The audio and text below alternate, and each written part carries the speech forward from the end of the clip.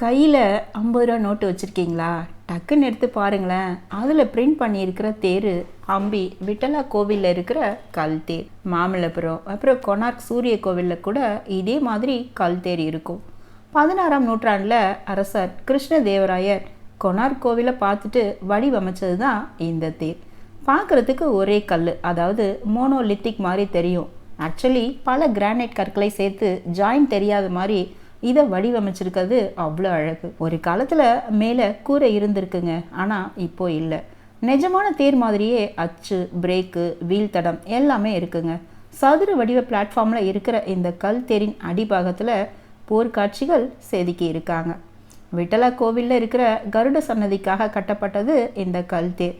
இப்போது யானைகள் இழுத்துட்டு போகிற மாதிரி இருக்கிற இந்த தேர் இதுக்கு முன்னாடி குதிரைகளால் இழுத்துட்டு போகிற மாதிரி இருந்திருக்கு.